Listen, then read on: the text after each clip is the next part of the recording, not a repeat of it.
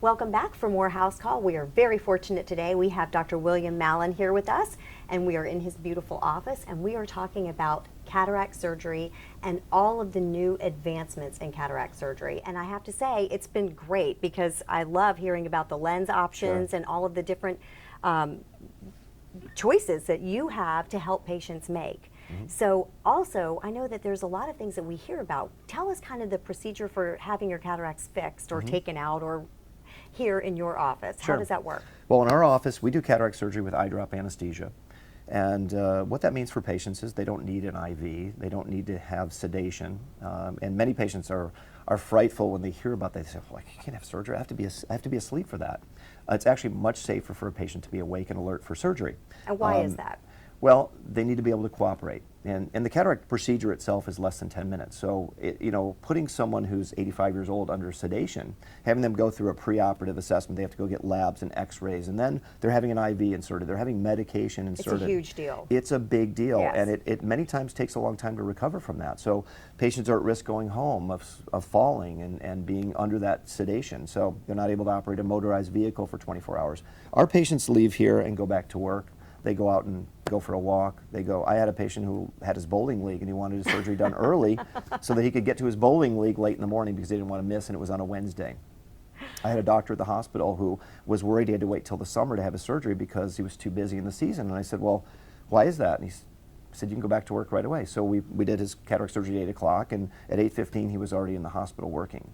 I mean, that's... If you have sedation... That is incredible. That's not going to happen. And it's just not necessary. It doesn't hurt, and you don't see what we're doing during the procedure. Those are the two things people are worried about. They don't want to see someone coming at their eye. They think, there's no way I could do that. But I've been doing it this way for 20 years, and occasionally, we've had patients, look, there are some patients that absolutely require that. They're just not going to be cooperative. If patients are really nervous, a lot of times they'll take a little oral sedative like an Ativan or a Valium or a Xanax. And that just takes the edge off, but it's not the same as having IV sedation. It's just, again, not necessary. I want patients to be able to cooperate because I'm talking to them while I'm doing the procedure. I may ask them to look in a particular direction. And you're much more likely to pay attention. With sedation, you could be drifting in and out of consciousness and move inappropriately at the wrong time. Right. So it's important that patients are going to be cooperative during the procedure. And again, it's just not necessary. Really, it's just coaching. And it's how you present it to patients. And we've been very successful with that. And I've had patients over the years that have had surgery with one eye elsewhere under the sedative and the whole thing, and have it the way that we do it. And they much preferred. I would say not 100%, but very close to 100% have preferred that. So absolutely. I mean, having to have an IV and all that, and exactly. I mean, I can honestly tell you, just going and getting your blood work and having to do, it's just so... It's a big ordeal. It's not easy to do.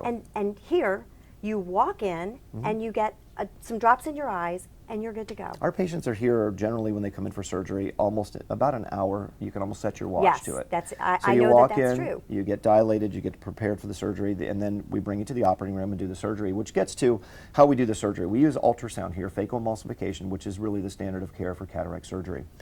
Patients often ask about laser, and I know there's been a lot of buzz over the years. Yes. It's really starting to die off, and we're starting to see, I think, a real drop-off, and what I ultimately think will be, unless they make a substantial improvement to laser technology, I think that's actually going to fall by the wayside. It's really something that doesn't add any real benefit to the surgery. Because what are the differences? Well, laser cataract surgery is really a misnomer. It's laser-assisted, and essentially it's a femtosecond laser, which was originally used to cut flaps in LASIK. So it would cut the cornea very precisely to make a flap for LASIK. And what they realized was the market for LASIK was really drying up, so they tried to find another use for this laser. And so some of these large companies decided that they were going to push for it to be used during cataract surgery. So they pushed for it to make the incision for the cataract surgery, which most surgeons won't use because it doesn't make as good of an incision. It actually leaks, and it ablates tissue, which we really don't want to do. They also can use the laser to make an opening in the front part of the cataract. So we actually make an opening. If your cataract were an M&M, we would actually open the shell, take the chocolate out, which is the cataract, and leave the shell, and then you place the new lens inside the shell that's still there. So when you make that opening in the front of when you make that opening in front of the M&M, essentially what you're doing is you're tearing an opening there, and it's a very strong opening. So it's very rigid. So when we're doing the cataract surgery, the lens may stretch a little bit, the opening may stretch, but it doesn't tear. When you're making the laser opening, what it's doing is little micro punches. So much like when you open up a bottle, have you ever opened up like a mayonnaise bottle and you try to get the plastic off the top and you can't get it? Right. If you make a little nick in the plastic, all of a sudden the plastic just opens. Yes. So very similar with the laser, when it makes the opening of the front of the lens, it weakens that. And so laser cataract surgery has resulted in an increase in complications associated with making the opening of the front of the lens. Additionally, it was really being touted as reducing energy. The ultrasound we use to remove the cataract emits energy in the eye, and if you do a lot of energy, it can potentially damage the cornea or other tissues. So they were talking about reduced energy with ultrasound, but the reality is you're introducing laser energy in the eye, which actually is creating more of an issue with inflammation in the eye than actual ultrasound.